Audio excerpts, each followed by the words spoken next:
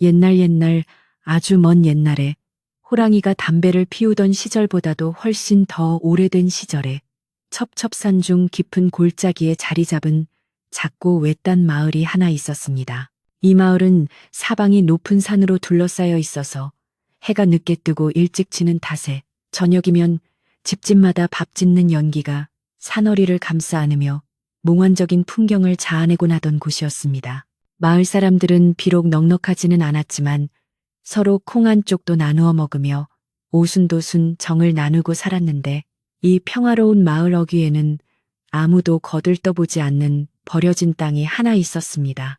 그 땅은 온통 울퉁불퉁한 바위와 날카로운 돌멩이들이 가득 박혀 있어 풀 한 폭이 제대로 자라지 못하는 척박한 곳이었기에 마을 사람들은 그곳을 귀신이 춤추는 돌밭이라 부르며 피해 다니곤 했습니다. 어느 해 늦가을 찬바람이 옷깃을 여미게 만들고 산짐승들도 겨울 준비에 바쁜 때에 허름한 옷차림을 한 낯선 청년 하나가 마을 어귀에 나타났습니다. 그의 이름은 달수라고 했는데 태어날 때부터 부모님을 여의고 이곳저곳을 떠돌며 남의 집 허드렛 일을 해주거나 동량으로 끼니를 때우며 살아온 고단한 인생의 주인공이었습니다.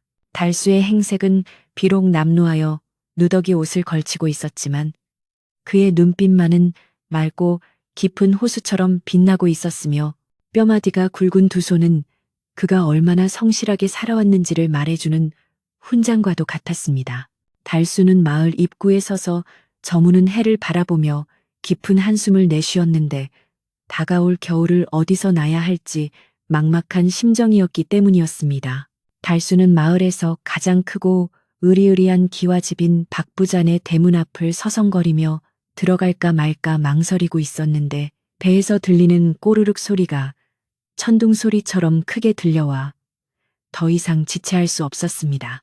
그는 용기를 내어 대문을 두드리고 주인을 찾았는데 마침 마당을 거닐던 박부자가 심술 참은 표정으로 그를 내려다보며 무슨 일로 왔느냐고 퉁명스럽게 물었습니다. 달수는 허리를 깊이 숙여 공손하게 인사를 올리고는 밥 한 끼만 주신다면 장작을 패든 마당을 쓸든 무슨 일이든 하겠노라고 간곡하게 청했습니다. 하지만 인색하기로 소문난 박부자는 거지에게 줄 밥은 없다며 당장 나가라고 호통을 쳤고 대문 밖으로 그를 밀쳐내려 했습니다. 쫓겨나던 달수의 눈에 마을 어귀에 방치된 그 거칠고 험한 돌밭이 들어왔는데 순간 그의 머릿속에 기이한 생각이 스쳐 지나갔습니다. 달수는 박부자의 바짓가랑이를 잡고 애원하며 저 버려진 돌밭 귀퉁이에 비바람만 피할 수 있는 작은 움막 하나만 짓게 해주신다면 그 땅을 개간하여 농사를 지어보겠노라고 말했습니다. 박부자는 그 말을 듣고는 코웃음을 치며 저 땅은 소도 갈지 못하는 쓸모없는 땅인데 네가 무슨 수로 농사를 짓겠냐며 비웃었지만 달수의 눈빛이 너무나 간절하여 잠시 생각에 잠겼습니다. 박부자는 어차피 버려진 땅이니 믿져야 본전이라는 생각과 함께 거지가 저기서 고생하다 제풀에 지쳐 나가 떨어지는 꼴을 보는 것도 재미있겠다고 여겨 고개를 끄덕였습니다. 그날부터 달수는 그 차가운 바람이 몰아치는 돌밭 한가운데에 짐을 풀고 주변에 굴러다니는 돌들을 주워 모아 바람을 막을 낮은 담을 쌓기 시작했습니다. 마을 사람들은 지나가며 혀를 끌끌 차고는 저 젊은 거지가 며칠 못 가서 도망갈 것이라며 수군거렸지만 달수는 아랑곳하지 않았습니다. 그는 해가 뜨기 전 새벽부터 일어나 달이 중천에 뜰 때까지 허리 한번 펴지 않고 묵묵히 돌을 골라냈는데 손끝이 터지고 피가 흘러도 흙을 만질 수 있다는 사실 하나만으로도 감사했습니다. 돌밭은 생각보다 훨씬 더 험해서 큰 바위가 뿌리 깊게 박혀 있거나 자갈이 끝도 없이 쏟아져 나와 마치 땅이 그를 거부하는 것만 같았습니다. 달수는 배고픔을 잊기 위해 그리고 추위를 잊기 위해 더욱 몸을 혹사시키며 일에 매달렸는데 그의 움직임은 마치 춤을 추는 것처럼 리듬이 있었습니다. 그는 돌 하나를 들어 올릴 때마다 이것은 내 집의 주춧돌이다라고 중얼거렸고 작은 자갈을 던질 때마다 이것은 내 밥상의 쌀알이다라고 되뇌며 마음을 다잡았습니다. 며칠이 지나자 돌무더기는 제법 높게 쌓여 어느새 밭의 경계를 이루는 울타리가 되었고 밭의 가장자리부터 조금씩 붉은 흙이 모습을 드러내기 시작했습니다. 그 흙냄새는 달수에게 세상 어떤 꽃향기보다도 달콤하게 느껴졌으며 그는 흙 한 줌을 쥐어 코에 대고 깊게 숨을 들이마시며 희망을 품었습니다. 어느 날 마을의 제일 가는 어른이신 곰할머니가 지팡이를 짚고 지나가다가 달수가 일하는 모습을 오랫동안 지켜보게 되었습니다. 곰할머니는 평소 사람 보는 눈이 정확하기로 유명했는데 달수의 우직한 등과 땀 흘리는 모습을 보고는 가슴 뭉클한 감동을 느꼈습니다. 할머니는 품속에서 따뜻한 주먹밥 2덩이를 꺼내어 돌담 위에 살며시 올려두고는 젊은이 땅은 거짓말을 하지 않는다네. 자네 땀방울이 언젠가 꽃을 피울 게야. 라고 나지막이 말하며 격려해 주었습니다. 달수는 할머니의 따뜻한 말 한마디에 그동안 참았던 눈물을 왈칵 쏟으며 땅에 넙죽 절을 하고 주먹밥을 허겁지겁 먹으며 다시금 힘을 냈습니다. 겨울이 깊어지면서 눈이 내리고 땅이 꽁꽁 얼어붙어 곡괭이질조차 하기 힘든 날들이 계속되었지만 달수는 멈추지 않았습니다. 그는 언 손을 호흡 불어가며 바위 틈새에 흙을 파내고 봄이 오면 심을 씨앗을 생각하며 밭의 일황을 머릿속으로 그려보곤 했습니다. 마을 사람들도 하나둘씩 달수의 끈기에 감동하여 지나가던 길에 따뜻한 물 한 사발을 건네거나 헌옷가지를 가져다 주기도 했습니다. 달수는 그 작은 정성들을 결코 잊지 않겠다고 다짐하며 이 척박한 땅을 반드시 기름진 옥토로 만들어 보답하겠다고 마음먹었습니다. 그의 움막은 비록 초라하고 바람이 숭숭 들어왔지만 그 안에는 그 어떤 고대광실보다 뜨거운 열정이 타오르고 있었습니다. 박 부자는 가끔 마실을 나가다 달수가 일하는 모습을 힐끔거렸는데 처음에는 비웃음이었던 그의 표정이 점차 놀라움과 의아함으로 바뀌어 갔습니다. 그는 속으로 저 녀석이 정말 저 돌밭을 밭으로 만들 셈인가? 그래봤자 내 땅이니 나중에 뺏으면 그만이지 하는 고약한 심보를 먹기도 했지만 한편으로는 달수에 미련할 정도로 정직한 노력에 기이한 위압감을 느끼기도 했습니다. 박 부자는 달수가 파낸 돌들이 산처럼 쌓여가는 것을 보며 저 돌들 아래 무엇이 있을지 궁금해하기도 했지만 추운 날씨 탓에 굳이 가까이 가보지는 않았습니다. 그렇게 달수는 박 부자의 감시 아닌 감시 속에서도 묵묵히 자신의 꿈을 일구어 나갔습니다. 달수는 밤이면 움막 안에 누워 천장 틈으로 보이는 별들을 바라보며 돌아가신 어머니가 들려주셨던 옛날 이야기를 떠올리곤 했습니다. 어머니는 늘 하늘은 스스로 돕는 자를 돕는다고 말씀하셨는데 달수는 그 말이 지금 자신에게 가장 필요한 말임을 깨닫고 가슴에 새겼습니다. 그는 별똥별이 떨어질 때마다 제발 이 땅에서 배불리 먹고 남들에게 베풀며 살 수 있게 해주세요. 라고 간절히 기도했습니다. 그의 기도는 차가운 밤 공기를 타고 하늘 높이 올라가 마치 별들이 그에게 화답하듯 반짝이는 것처럼 보였습니다. 달수의 꿈속에서는 이미 황금빛 곡식이 출렁이는 들판이 펼쳐져 있었고 그 풍경은 그를 편안한 잠으로 이끌어 주었습니다. 시간은 흘러 어느덧 얼음이 녹고 개울물이 졸졸 흐르는 소리가 들려오는 봄이 찾아오기 시작했습니다. 달수가 겨우내 흘린 땀 덕분에 그 험악했던 돌밭은 어느새 돌들이 모두 치워지고 부드러운 흙살이 드러난 밭의 형태를 갖추게 되었습니다. 달수는 마을 사람들에게 얻은 보리 씨앗과 감자 씨앗을 소중하게 품고 떨리는 손으로 밭고랑에 하나씩 심기 시작했습니다. 씨앗이 흙 속에 묻히는 순간 달수는 마치 자신의 심장을 땅에 심는 듯한 벅찬 감동을 느꼈으며 이제야 비로소 자신이 이 세상에 뿌리를 내리고 있다는 안도감을 가질 수 있었습니다. 달수는 아침마다 밭에 나가 새싹이 돋아나기를 기다리며 흙을 쓰다듬고 말을 걸었는데 마을 사람들은 그런 달수를 보며 땅에 미친 사람이라고 불렀지만 그 목소리에는 이제 비난이 아닌 경외심이 담겨 있었습니다. 비가 오면 물길을 터주고 가뭄이 들면 개울에서 물을 길어다 나르는 달수의 정성은 지극하여 마침내 딱딱한 껍질을 깨고 연두색 새싹들이 흙 위로 얼굴을 내밀기 시작했습니다.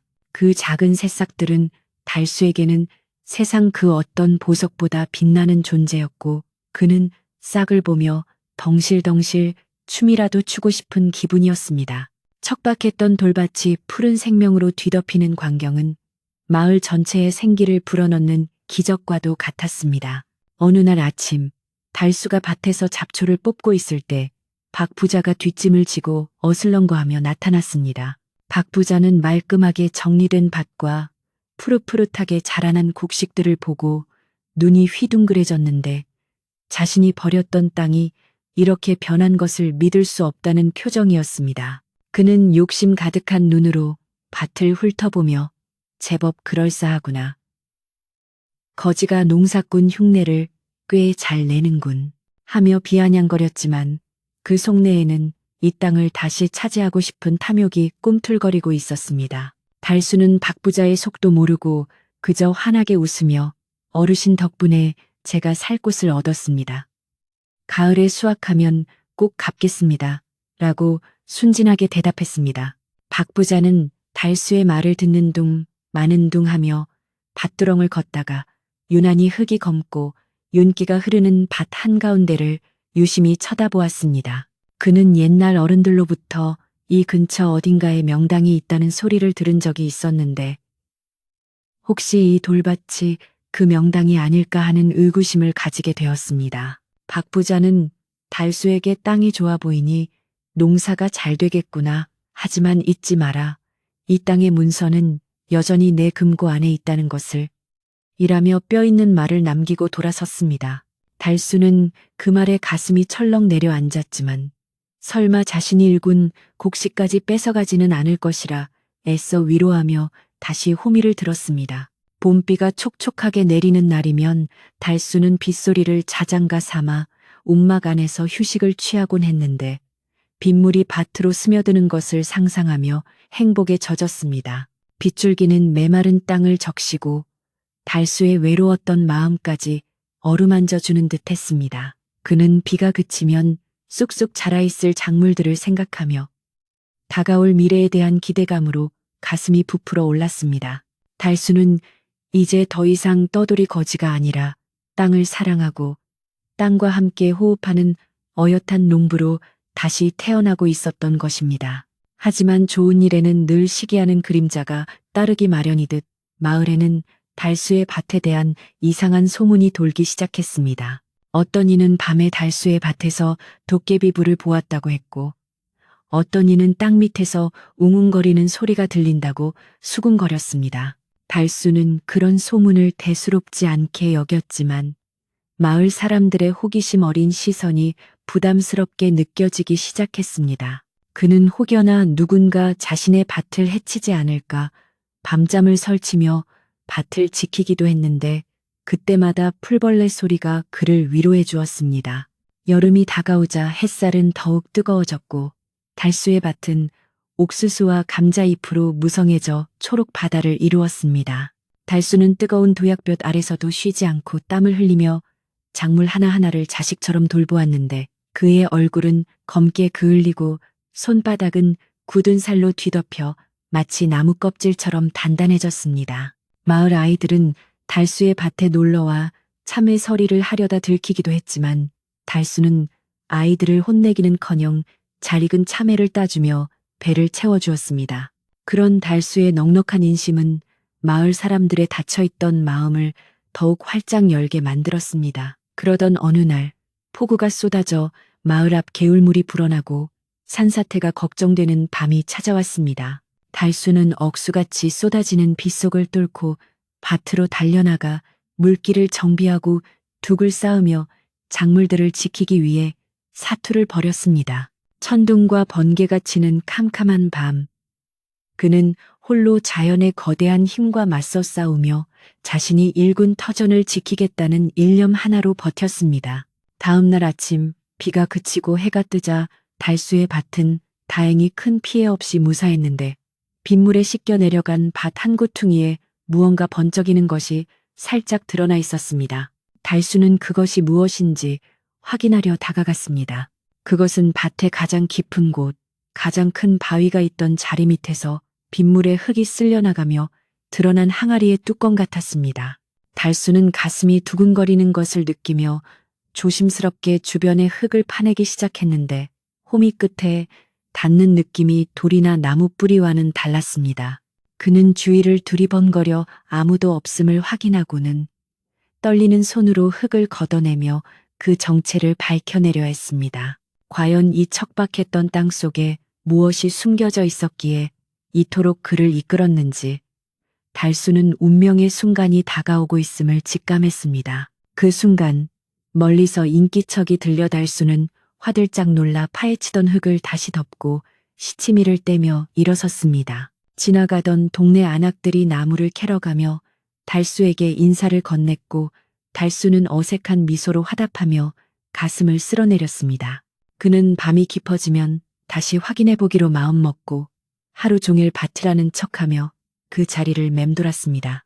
달수의 마음속에는 기대와 불안이 교차하며 소용돌이치고 있었는데 이것이 혹시 자신의 인생을 송두리째 바꿀 기회일지도 모른다는 생각에 일이 손에 잡히지 않았습니다. 해가 서산으로 넘어가고 사위가 어둑어둑해지자 달수는 다시 그 자리로 가서 흙을 파기 시작했습니다.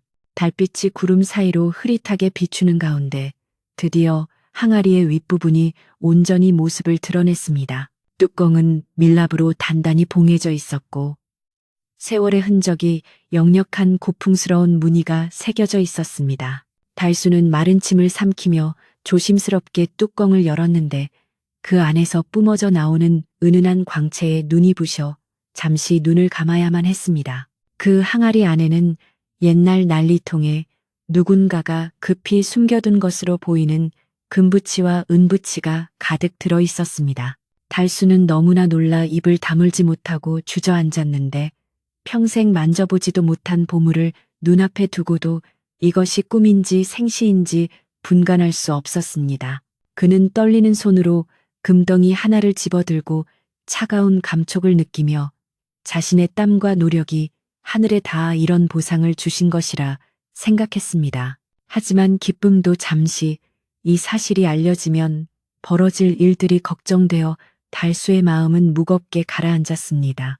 달수는 황급히 항아리 뚜껑을 닫고 다시 흙으로 덮은 뒤 그 위에 평평한 돌을 얹어 아무 일도 없었던 것처럼 위장했습니다. 그리고 움막으로 돌아와 뜬 눈으로 밤을 지새우며 이 비밀을 어떻게 지켜야 할지 그리고 이 보물을 어떻게 써야 올바른 일일지 고민에 빠졌습니다. 바람은 여전히 윙윙거리며 불어왔고 달수의 심장 소리는 바람 소리보다 더 크게 요동치고 있었습니다. 밭은 이제 단순한 농토가 아니라 엄청난 비밀을 품은 신비의 땅이 되어 달수의 운명을 시험하고 있었습니다. 밤새 뒤척이다 맞이한 아침 햇살은 유난히도 눈부셨지만 달수의 마음속에는 어젯밤 발견한 항아리의 잔상이 짙은 안개처럼 드리워져 있었습니다. 그는 퉁퉁 부은 눈을 비비며 일어났지만 평소처럼 상쾌한 기분으로 밭을 향해 달려나갈 수가 없었는데 그것은 혹여나 누가 자신의 비밀을 눈치채지 않았을까 하는 불안감 때문이었습니다. 달수는 움막문을 조심스럽게 열고 밖을 살폈는데 다행히 들리는 것은 아침 이슬을 터는 참새들의 지저귐과 멀리서 들려오는 소장수의 원앙 소리뿐이어서 안도의 한숨을 내쉬었습니다. 그는 밭으로 나가 짐짓 아무 일도 없었다는 듯이 기지개를 켰지만 그의 시선은 자꾸만 밭 한 구석, 그 바위 밑으로 쏠리는 것을 어쩔 수가 없었습니다. 밭에 심어놓은 작물들은 주인의 복잡한 속내를 아는지 모르는지 하루가 다르게 무럭무럭 자라나 이제는 제법 울창한 숲을 이루고 있었습니다. 감자꽃은 하얗게 피어 바람에 하늘거리고 옥수수대는 어른 키를 훌쩍 넘길 만큼 솟아올라 늠름한 자태를 뽐내고 있었는데 이는 실로 돌밭에서는 상상할 수 없는 풍경이었습니다. 달수는 호미를 들고 밭고랑 사이를 오가며 잡초를 뽑았지만 손끝에 전해지는 흙의 감촉보다는 땅속 깊은 곳에 잠들어 있을 보물의 기운에 더 신경이 쓰였습니다. 그는 흙을 만질 때마다 혹시라도 또 다른 무언가가 나오지 않을까 하는 기대감과 두려움이 교차하여 등줄기에 식은땀이 흐르는 것을 느꼈습니다. 마을 사람들은 달수의 밭을 지나갈 때마다 걸음을 멈추고 감탄을 쏟아내며 저 척박했던 땅이 어찌 저리도 비옥한 옥토로 변했는지 불가사의하다며 혀를 내둘렀습니다. 개울가 빨래터에 모인 아낙네들은 방망이질을 잠시 멈추고 달수 이야기를 꽃피웠는데 어떤 이는 달수가 산신령의 도움을 받았을 것이라 했고 어떤 이는 그의 정성이 지극하여 하늘이 감동한 것이라며 칭찬을 아끼지 않았습니다. 그 젊은이가 들어오고 나서 마을에 활기가 도는 것 같아요. 돌밭을 금밭으로 만들었으니 보통 내기는 아니에요. 라는 말이 마을 곳곳으로 퍼져나갔습니다. 하지만 이런 칭찬이 들려올수록 달수는 더욱 몸을 낮추고 겸손한 척해야만 했는데 벼는 익을수록 고개를 숙인다는 말을 뼈저리게 실감하고 있었기 때문이었습니다. 한편 마을 언덕 위 기와집 마루에 앉아 부채질을 하던 박 부자는 달수의 밭 쪽에서 들려오는 사람들의 칭송 소리가 못내 거슬렸습니다. 그는 자신의 땅을 빌려 간 거지가 쫄딱 망해서 빌빌거리며 기어 들어올 줄 알았는데 오히려 마을 사람들의 영웅이 되어가는 꼴을 보니 배알이 뒤틀려 견딜 수가 없었습니다. 박 부자는 심술 참은 눈매를 가늘게 뜨고 하인을 불러 저놈이 밭에다 무슨 짓을 했길래 풀 한 폭이 안 나던 땅에서 저리 곡식이 잘 자란다더냐. 혹시 내 창고에서 비료라도 훔쳐다 쓴 것은 아니냐? 하며 억지 트집을 잡기 시작했습니다. 하인은 머리를 조아리며 그럴 리가 있겠습니까요? 밤낮으로 돌을 골라내고 똥오줌을 받아다 거름을 주니 땅이 변한 것이지요. 라고 바른대로 고했지만 박 부자의 귀에는 그 말이 더욱 거슬리게 들릴 뿐이었습니다. 박 부자는 곰방대를 탁탁 털고 일어나 뒷짐을 지고는 직접 두 눈으로 확인해 봐야겠다며 달수의 밭으로 향했습니다. 그의 발걸음은 쿵쿵 소리를 내며 위압적으로 땅을 울렸고 길가에 핀 들꽃조차 그의 심술에 기가 죽어 고개를 숙이는 듯 했습니다. 박 부자가 바더기에 도착하자 달수는 화들짝 놀라 하던 일을 멈추고 허리를 굽혀 인사를 올렸는데 박 부자는 인사를 받는 둥 마는 둥 하며 밭 안으로 성큼성큼 들어갔습니다. 그는 잘 자란 고추대를 지팡이로 툭툭 치며 제법 농사꾼 흉내를 냈구나. 하지만 이 땅의 주인이 누구인지는 잊지 않았겠지 하며 은근한 협박을 던졌습니다. 달수는 박 부자의 갑작스러운 방문에 가슴이 철렁 내려앉았지만 애써 태연한 표정을 지으며 어르신 덕분에 올가을에는 배를 떼지 않게 되었습니다. 수확하게 되면 제일 좋은 것으로만 골라 진상하겠습니다. 라고 공손히 답했습니다. 하지만 박 부자의 눈은 곡식에 머물지 않고 밭의 흙과 지형을 샅샅이 훑고 있었는데 마치 땅속에 숨겨진 비밀이라도 캐내려는 듯한 날카로운 시선이었습니다. 박 부자는 흙을 한 줌 쥐어 냄새를 맡아보더니 이 흙 냄새가 예사롭지 않아. 예전에는 썩은 냄새가 나던 땅인데 지금은 기름진 냄새가 진동을 하는구나. 내 놈이 여기다 무언가를 숨긴 것은 아니냐 하며 달수의 전곡을 찌르는 질문을 던졌습니다. 달수는 순간 숨이 턱 막히는 것 같았지만 침을 꿀꺽 삼키며 손을 내저었습니다. 숨기다니요. 당치도 않습니다. 그저 돌을 치우고 걸음을 주었을 뿐 다른 것은 아무것도 없습니다. 달수의 목소리가 미세하게 떨리는 것을 박 부자는 놓치지 않았지만 확실한 증거가 없었기에 콧방귀를 뀌며 돌아섰습니다. 하지만 박 부자의 의심은 거기서 멈추지 않았고 돌아가는 길에 혼잣말로 저놈이 뭔가 구린 구석이 있어 땅이 갑자기 저렇게 좋아질 수는 없는 법이야. 내 땅에서 나는 것은 돌멩이 하나라도 다 내 것이니 두고 보자 라고 중얼거렸습니다. 박 부자의 뒷모습을 바라보는 달수의 눈에는 깊은 근심이 서렸고 하늘에는 먹구름이 몰려오기 시작했습니다. 그날 저녁부터 마을에는 이상한 소문이 하나 더 돌기 시작했는데 그것은 박 부자가 퍼뜨린 헛소문이었습니다. 달수가 밭에서 밤마다 굿을 한다더라. 땅 밑에 구렁이가 사는데 달수가 그 구렁이를 모시고 있다더라. 하는 말도 안 되는 이야기들이었지만 호기심 많은 사람들의 입을 타고 순식간에 번져나갔습니다. 사람들은 달수를 보면 슬금슬금 피하거나 수군거렸고 아이들도 예전처럼 달수의 밭에 놀러오지 않게 되었습니다. 달수는 억울했지만 변명할 길이 없어 그저 묵묵히 일만 할 뿐이었는데 마음 한구석에는 땅속에 항아리가 들킬까봐 전전긍긍하는 마음이 더 컸기에 차라리 사람들이 멀리하는 것이 다행이라 여기기도 했습니다. 며칠 뒤 마을 장터가 열리는 날이 되어 달수는 밭에서 수확한 풋고추와 상추를 광주리에 담아 장으로 나갔습니다. 처음으로 자신이 키운 농작물을 내다 파는 날이라 감회가 새로웠지만 마을 사람들의 시선이 예전 같지 않아 마음이 편치만은 않았습니다. 장터 구석에 자리를 잡고 앉아 손님을 기다리는데 지나가던 박 부자의 집사가 다가와 거들먹거리며 말을 걸었습니다. 이복의 달수 주인 어른께서 말씀하시길 올가을 소작료는 절반을 내라시네. 원래 개간한 땅은 3년 동안 소작료를 안 받는 것이 관례지만 자네 땅이 워낙 명당이라 특별히 받으시겠단다.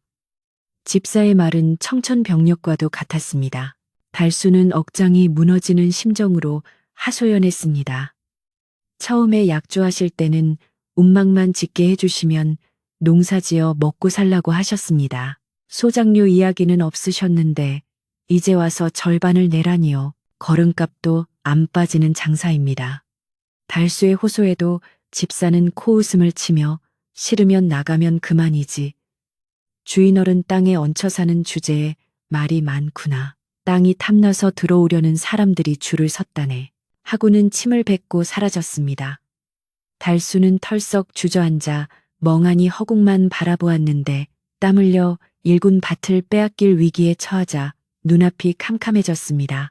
주변 상인들이 혀를 차며 박 부자 욕심이 하늘을 찌르는구나라고 위로했지만 달수의 귀에는 아무것도 들리지 않았습니다. 장터에서 돌아오는 길, 달수는 터덜터덜 걸으며 곰 할머니네 집 앞을 지나게 되었습니다. 마침 마당에서 콩을 고르고 계시던 곰 할머니가 달수를 불러 세우셨습니다. 달수야, 얼굴빛이 왜 흑빛이냐? 이리 와서 냉수라도 한 사발 마시고 가거라. 할머니의 따뜻한 목소리에 달수는 울컥 눈물이 솟아 마당으로 들어섰습니다. 곰할머니는 달수에게 시원한 물을 건네며 아무것도 묻지 않고 가만히 그의 손을 잡아주셨습니다. 그 거칠고 투박한 손의 온기가 달수의 얼어붙은 마음을 녹여주었는데 할머니는 달수의 눈을 지그시 바라보며 의미심장한 말을 꺼내셨습니다. 달수야, 너무 빛나는 것은 어둠을 부르는 법이란다. 내 밭이 너무 좋아서 탈이 난 게야. 하지만 걱정 말거라. 진짜 주인은 땅이 알아보는 법이니까. 네가 땀으로 적신 땅은 결코 너를 배신하지 않을 게다. 할머니의 말씀은 마치 달수의 마음속 비밀을 꿰뚫어 보는 듯 했습니다. 달수는 깜짝 놀라 할머니를 쳐다보았지만 할머니는 그저 인자한 미소만 지으실 뿐이었습니다. 욕심 많은 자는 제 꾀에 제가 넘어가는 법이지.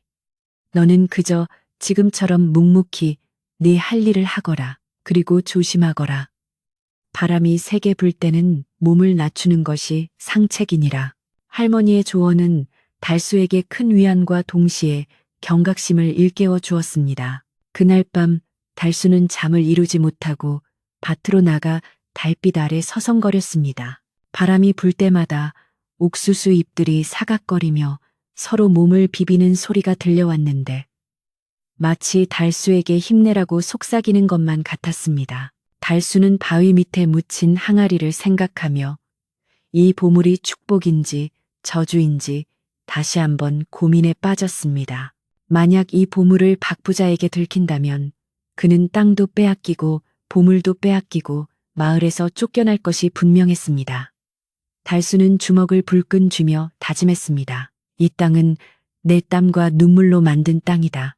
누구에게도 그 어떤 욕심쟁이에게도 빼앗길 수 없다. 다음 날부터 박 부자의 괴롭힘은 더욱 노골적으로 변해갔습니다. 그는 수시로 하인들을 시켜 밭둑을 무너뜨리거나 밭에 물을 대는 수로를 막아버리는 등 횡포를 부렸습니다. 달수는 묵묵히 무너진 둑을 다시 쌓고 막힌 물길을 뚫으며 버텼지만 몸과 마음은 점점 지쳐갔습니다.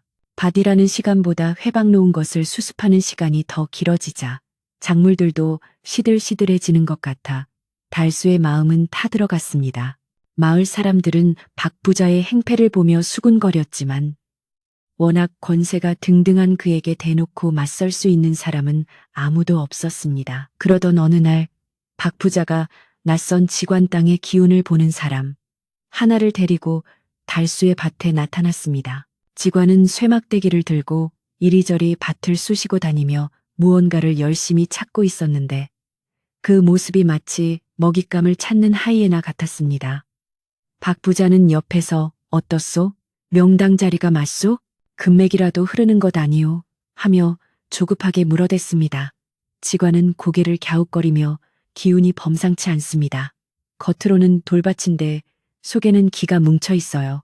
무언가 큰 것이 묻혀 있거나 천하의 명당일 가능성이 큽니다라고 바람을 잡았습니다. 그 말을 들은 박 부자의 눈은 탐욕으로 번들거렸고 달수는 심장이 탐는 것 같은 공포를 느꼈습니다. 달수는 멀리서 그 모습을 지켜보며 안절부절 못했는데 지관이 하필이면 항아리가 묻힌 큰 바위 쪽으로 다가가고 있었기 때문입니다. 지관이 바위 주변을 맴돌며 쇠막대기로 땅을 쿡쿡 찌르자 달수는 저도 모르게 안 됩니다. 하고 소리치며 달려나갔습니다. 박 부자와 지관이 놀라 뒤를 돌아보자 달수는 헐떡이며 거기는 뱀이 많이 나오는 곳입니다. 위험하니 가까이 가지 마십시오. 라고 급히 둘러댔습니다. 하지만 그 당황한 기색이 오히려 박 부자의 의심에 불을 지피고 말았습니다. 박 부자는 뱀? 내 놈이 뱀을 핑계로 나를 못 오게 하려는 수작인 것을 내가 모를 줄 아느냐 하며 비웃었습니다. 박 부자는 직관에게 여기를 잘 표시해 두시오. 내일 당장 인부들을 데리고 와서 이 바위를 드러내고 땅을 파볼 테니 라고 명령했습니다. 달수는 하늘이 무너지는 절망감을 느꼈습니다. 내일이면 모든 것이 들통나고 자신의 모든 노력은 물거품이 될 것이 뻔했습니다. 그는 박 부자의 바짓가랑이를 잡고 어르신, 제발 농사만 짓게 해주십시오. 땅을 파헤치면 곡식들이 다 죽습니다. 라고 애원했지만 박 부자는 달수를 매몰차게 걷어차고는 뒤도 돌아보지 않고 떠났습니다. 흙바닥에 나뒹군 달수는 흙먼지를 뒤집어 쓴 채 멀어지는 박 부자를 바라보며 눈물을 삼켰습니다. 그날 밤 달수의 움막에는 무거운 침묵만이 감돌았습니다. 밖에는 비가 추적추적 내리기 시작했는데 빗소리가 마치 달수의 마음을 대변하듯 처량하게 들렸습니다. 달수는 멍하니 앉아 있다가 벌떡 일어났습니다. 이대로 앉아서 당할 수는 없다. 내일 날이 밝기 전에 무언가 결단을 내려야 한다. 그는 비장한 표정으로 삿갓을 눌러쓰고 빗속으로 나갔습니다. 어둠 속에서 그의 눈빛은 어느 때보다 강렬하게 빛나고 있었는데 그것은 더 이상 순박한 청년의 눈빛이 아니라 소중한 것을 지키려는 가장의 눈빛과도 같았습니다. 비는 점점 굵어져 폭우로 변했고 마을의 모든 불빛이 꺼진 깊은 밤이었습니다. 달수는 빗줄기를 뚫고 밭으로 향했는데 발이 푹푹 빠지는 진흙탕 길을 걸으며 수많은 생각이 스쳐 지나갔습니다. 도망을 칠까? 아니면 항아리를 꺼내 다른 곳으로 옮길까? 아니면 박 부자에게 맞서 싸울까? 하지만 어느 것도 확실한 답은 아니었습니다. 밭에 도착한 달수는 빗물에 젖은 바위를 어루만지며 속삭였습니다. 미안하다. 내가 힘이 없어서 너를 지키지 못하는구나. 그때 번개가 번쩍이며 하늘을 갈랐고 순간 달수의 머릿속에 기막힌 생각이 하나 스쳐 지나갔습니다. 그것은 위험하지만 이 상황을 뒤집을 수 있는 유일한 방법일지도 몰랐습니다. 달수는 서둘러 태미를 챙겨들고 빗속에서 작업을 시작했습니다. 빗소리에 묻혀 테리즐 소리는 밖으로 새어나가지 않았고 어둠은 그의 움직임을 완벽하게 가려주었습니다. 그는 항아리가 묻힌 곳이 아니라 그 옆에 물기를 터는 작업을 하고 있었는데 밭에 물이 고이지 않고 밖으로 잘 빠져나가도록 수로를 넓히는 일이었습니다. 남들이 보기에는 그저 비 피해를 막으려는 평범한 농부의 모습이었지만 달수의 계획은 그보다 훨씬 더 깊은 곳에 닿아 있었습니다. 그는 박 부자의 욕심을 역이용하여 이 위기를 기회로 바꿀 준비를 하고 있었던 것입니다. 밤은 깊어 새벽으로 치닫고 있었고 빗줄기는 그칠 기미를 보이지 않았습니다. 달수의 옷은 비와 땀으로 범벅이 되었지만 그의 손놀림은 멈추지 않았습니다. 내일 아침 박 부자가 인부들을 대동하고 들이닥쳤을 때 벌어질 일들을 상상하며 달수는 입술을 굳게 다물었습니다. 이것은 단순한 땅 싸움이 아니라 정직한 땀과 부정한 욕심의 대결이 될 것이었습니다. 그리고 그 결과는 오직 하늘만이 알고 있을 터였습니다. 어둠 속에서 달수는 마지막으로 바위 밑을 한 번 더 확인하고는 결연한 의지를 다지며 움막으로 발걸음을 옮겼습니다. 폭풍 전야의 고요함 속에 운명의 날이 서서히 밝아오고 있었습니다. 밤새 세상을 집어삼킬 듯 몰아치던 비바람이 그치고 마침내 먹구름 사이로 희뿌연 아침 햇살이 고개를 내밀기 시작했습니다. 폭풍우가 지나간 자리에는 꺾인 나뭇가지와 흙탕물이 어지럽게 널려 있었지만 달수의 밭은 그가 밤새 피땀 흘려 물기를 터놓은 덕분에 큰 피해를 면하고 푸른 생명력을 유지하고 있었습니다. 달수는 진흙투성이가 된 옷을 입은 채 밭둑에 서서 빗물을 머금고 더욱 싱그럽게 빛나는 작물들을 바라보며 깊은 안도의 한숨을 내쉬었습니다. 하지만 그의 눈빛은 평소처럼 평온하지 않았으며 폭풍보다 더 무서운 탐욕의 그림자가 다가오고 있음을 직감한 듯 마을 입구 쪽을 향해 곤두서 있었습니다. 아니나 다를까 아침 안개가 채 걷히기도 전에 마을 어귀에서 요란한 꽹과리 소리 같은 고함과 함께 박 부자의 일행이 모습을 드러냈습니다. 박 부자는 값비싼 비단 옷이 흙탕물에 젖는 것도 아랑곳하지 않고 앞장섰으며 그 뒤로는 곡괭이와 삽을 든 건장한 일꾼 5명이 살기퉁퉁한 표정으로 뒤따르고 있었습니다.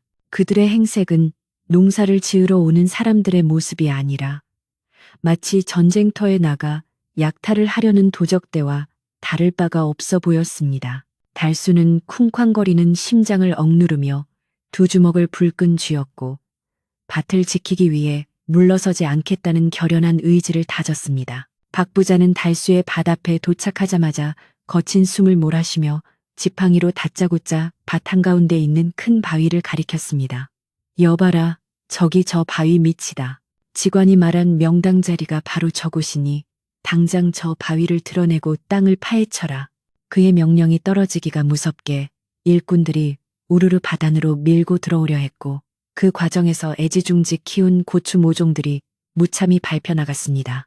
달수는 비명을 지르며 그들 앞을 가로막고 안 됩니다. 아직 여물지도 않은 곡식들입니다.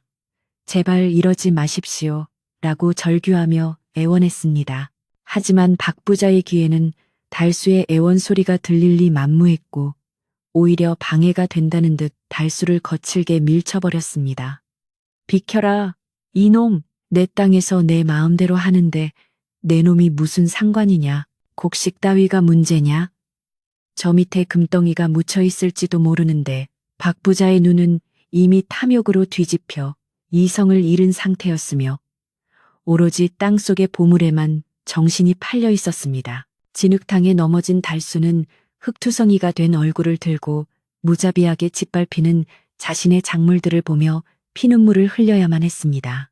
그것은 단순한 농작물이 아니라 지난 몇 달간 자신의 땀과 눈물로 키워낸 자식과도 같은 존재들이었기 때문입니다. 마을 사람들도 하나둘씩 소란스러운 소리를 듣고 밭 주변으로 모여들기 시작했는데 그들은 박 부자의 횡포에 혀를 차면서도 혹시나 하는 호기심에 눈을 떼지 못했습니다. 정말 저 돌밭에 보물이라도 묻혀 있는 건가? 아무리 그래도 다 키운 농사를 저렇게 망치다니. 천벌을 받을 짓이지.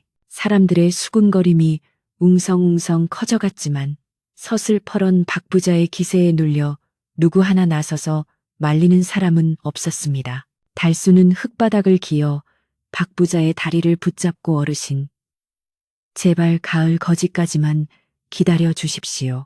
그때는 제가 직접 파드리겠습니다라고 사정했지만 박 부자는 달수를 걷어차며 코웃음을 칠 뿐이었습니다. 일꾼들은 달수의 저항을 무시하고 밭 한가운데로 들어가 사정없이 곡괭이질을 시작했는데 퍽퍽 하며 땅이 찍히는 소리가 달수의 가슴을 후벼 파는 듯 했습니다. 잘 자란 옥수수 대가 꺾이고 감자 줄기가 뽑혀나가는 모습을 보며 달수는 차라리 자신의 살점이 뜯겨 나가는 듯한 고통을 느꼈습니다. 바위 주변에 흙이 파헤쳐지고 붉은 속살이 드러나자 박 부자는 더욱 흥분하여 더 깊이, 더 빨리 파라. 뭔가 나올 때까지 멈추지 마라. 라고 고래고래 소리를 질렀습니다. 그의 모습은 마치 귀신에 홀린 사람처럼 광기 어린 집착을 보이고 있었습니다. 한참 동안 흙을 파내자 드디어 거대한 바위의 뿌리가 모습을 드러냈는데 장정 5명이 달라붙어도 꿈쩍도 하지 않을 만큼 깊이 박혀 있었습니다. 일꾼들은 밧줄을 가져와 바위에 묶고 탓을 뻘뻘 흘리며 당기기 시작했고 박 부자는 옆에서 발을 동동 구르며 재촉했습니다. 영차, 영차, 일꾼들의 기합 소리와 함께 바위가 조금씩 흔들리기 시작하자 지켜보던 마을 사람들도 숨을 죽이고 그 광경을 지켜보았습니다. 달수는 바위가 들리면 드러날 항아리의 존재를 알고 있었기에 이제 모든 것이 끝장이라는 절망감에 눈을 질끈 감았습니다. 마침내 쿠르릉하는 묵직한 소리와 함께 거대한 바위가 옆으로 굴러떨어졌고 그 자리에는 검고 깊은 구덩이가 입을 벌리고 있었습니다. 일꾼들이 다시 삽을 들고 구덩이 속의 흙을 조심스럽게 걷어내자 흙 속에 파묻혀 있던 둥근 물체가 서서히 모습을 드러냈습니다. 뭔가 있습니다. 항아리 같습니다. 일꾼 중 한 명이 소리치자 박 부자는 오, 역시 내 예감이 맞았어. 라며 환호성을 지르고 구덩이 속으로 뛰어들 기세로 달려들었습니다. 마을 사람들도 진짜 보물이 있었나 봐 하며 웅성거림이 더욱 커졌고 긴장감은 최고조에 달했습니다. 박 부자가 떨리는 손으로 항아리의 흙을 털어내자 세월의 흔적이 역력한 고풍스러운 항아리가 온전한 모습을 드러냈습니다. 뚜껑은 밀랍으로 단단히 봉해져 있었지만 그 틈새로 묘한 기운이 흘러나오는 듯 했습니다. 박 부자는 이것 봐라. 내 땅에서 이런 보물이 나오다니 이건 하늘이 내게 준 선물이야.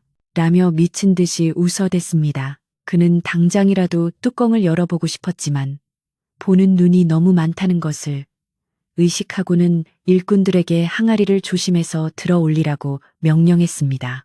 항아리는 생각보다 훨씬 무거워 보였고 일꾼들은 끙끙거리며 겨우 밭 위로 올려놓았습니다. 그때 흙투성이가 된 달수가 비틀거리는 몸을 일으켜 항아리 앞을 가로막고 섰습니다. 그의 눈빛은 더 이상 나약한 거지의 눈빛이 아니었으며 잃을 것이 없는 사람만이 가질 수 있는 서늘한 기운이 감돌고 있었습니다. 그 항아리는 어르신의 것이 아닙니다. 달수의 목소리는 낮지만 단호하게 울려 퍼졌고 소란스럽던 주위가 일순간 찬물을 끼얹은 듯 조용해졌습니다. 박 부자는 기가 막히다는 듯 눈을 부라리며 뭐라고? 내 놈이 지금 제정신이냐?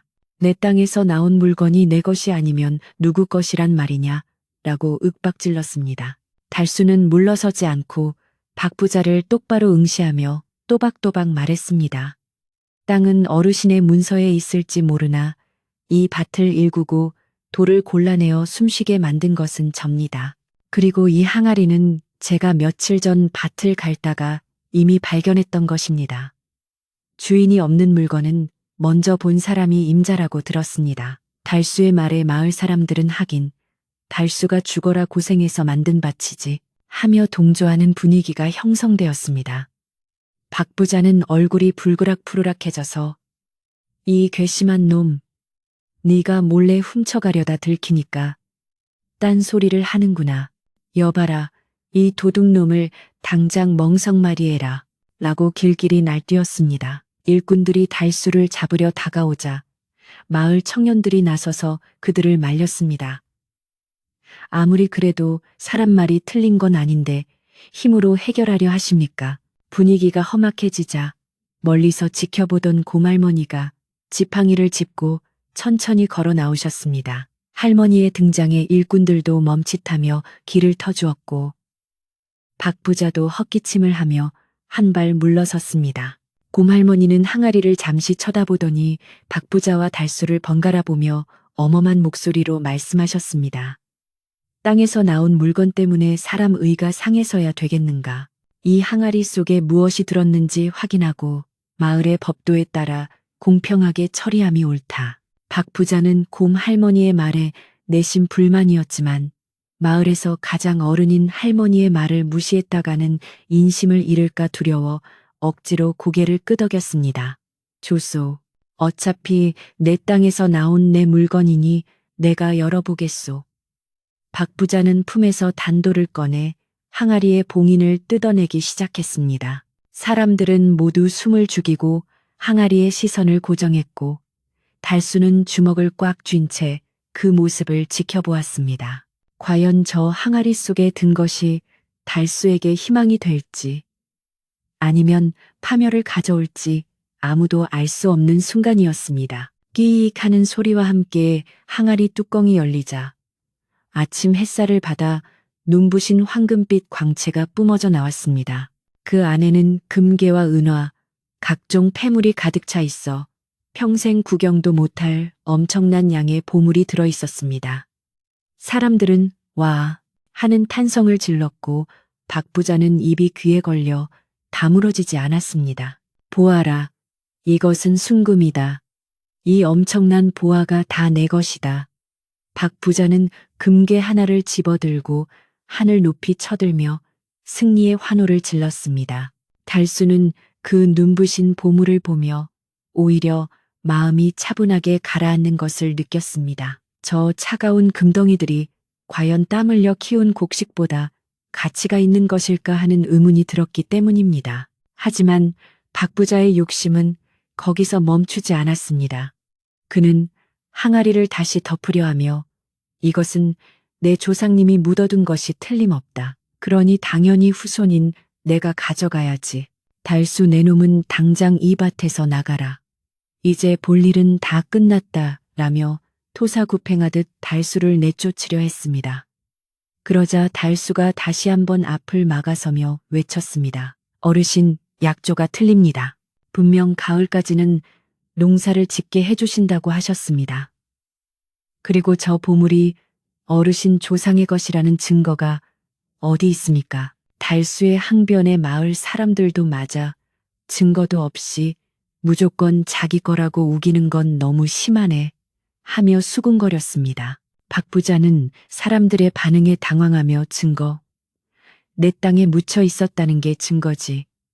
무슨 증거가 더 필요해 라고 억지를 부렸지만 이미 분위기는 그에게 불리하게 돌아가고 있었습니다.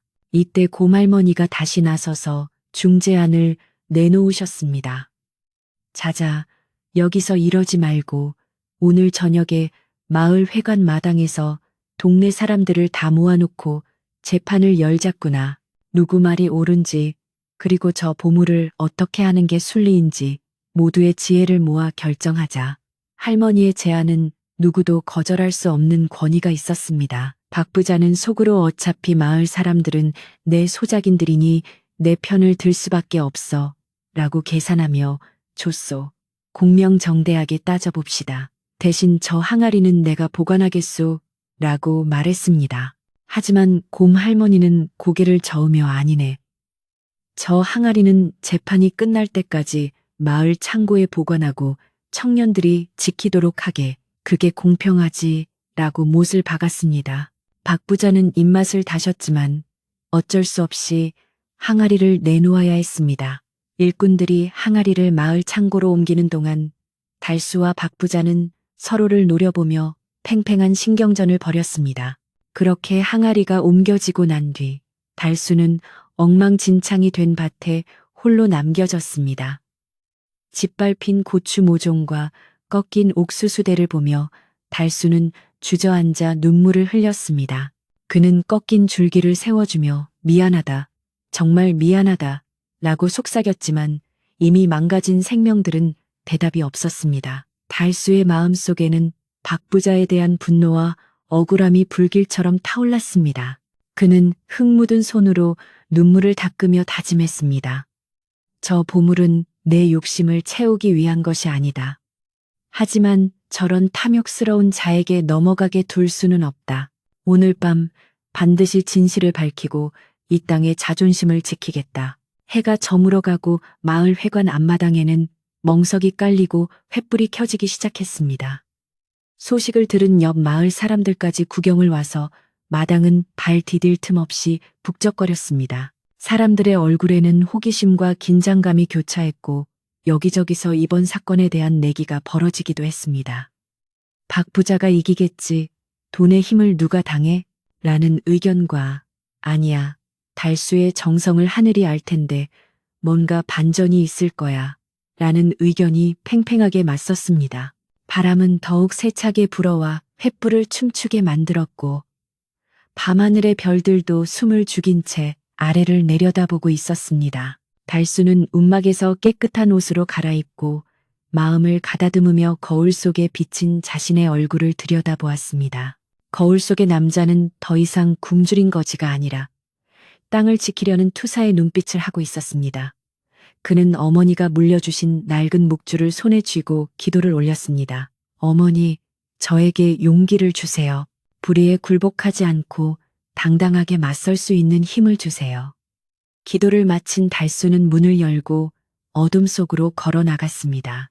그의 발걸음은 어느 때보다 무겁지만 확신에 차 있었고 마을 회관 쪽에서 들려오는 사람들의 함성 소리가 그를 부르고 있었습니다. 마을 회관 마당 상석에는 박 부자가 거만하게 앉아 부채질을 하고 있었고 그 옆에는 곰 할머니와 마을 어르신들이 근엄한 표정으로 자리 잡고 있었습니다. 멍석 중앙에는 문제의 항아리가 놓여 있어 모든 시선을 한 몸에 받고 있었습니다. 달수가 군중을 헤치고 앞으로 걸어 나오자 사람들의 시선이 그에게 집중되었습니다. 달수는 박 부자에게 정중하게 그러나 뼈 있는 인사를 건네며 자리에 앉았습니다. 이제 곧 시작될 진실 공방은 단순히 항아리의 주인을 가리는 자리가 아니라 인간의 탐욕과 양심을 심판하는 자리가 될 것이었습니다. 밤 공기는 차가웠지만 마당의 열기는 용광로처럼 뜨겁게 달아오르고 있었습니다. 마을 회관 마당에 피어오른 횃불은 밤바람에 일렁이며 사람들의 그림자를 기괴하게 늘어뜨리고 있었는데 그 모습이 마치 춤추는 도깨비들 같아 긴장감을 더했습니다.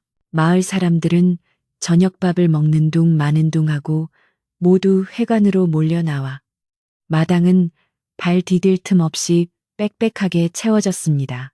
남녀노소 할 것 없이 모두의 시선은 마당 한가운데 놓인 낡은 항아리와 그 양옆에 앉은 박 부자와 달수에게 꽂혀 있었습니다.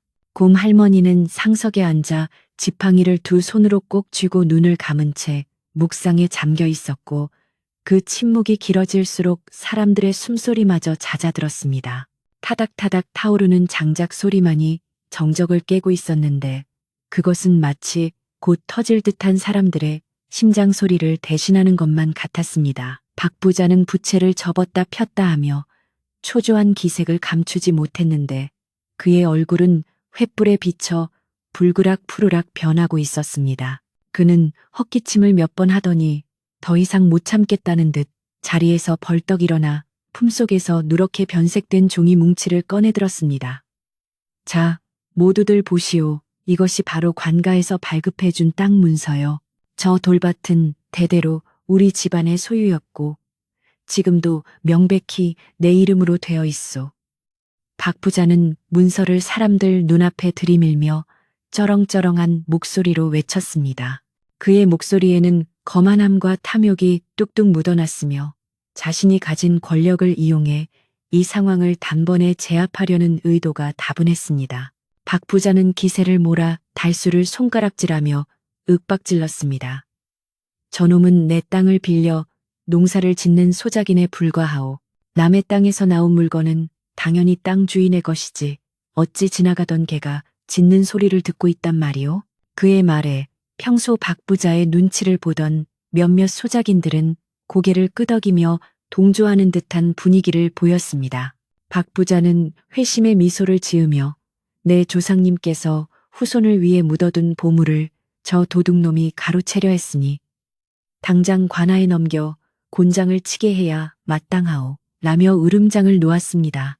분위기는 순식간에 달수에게 불리하게 돌아가는 듯했고 달수를 응원하던 사람들도 법과 문서 앞에서는 할 말을 잃고 웅성거릴 뿐이었습니다. 하지만 달수는 동요하지 않고 차분하게 앉아 박 부자의 광기 어린 행동을 지켜보고 있었습니다.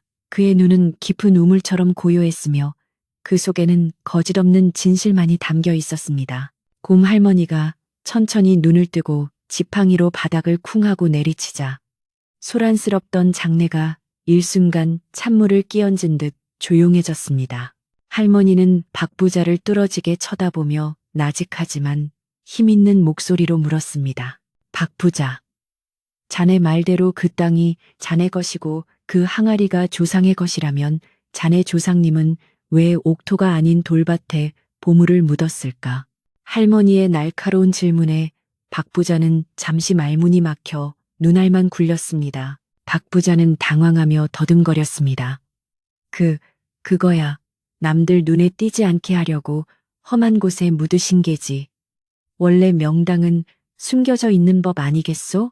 그는 억지 춘향격으로 둘러댔지만 곰 할머니는 고개를 가로저으며 혀를 찼습니다. 자네는 땅을 몰라도 너무 모르는구만. 그 땅은 원래 돌밭이 아니라 예전에는 냇물이 흐르던 자리였네. 물길이 바뀌면서 돌이 쌓여 버려진 땅이 된 게지.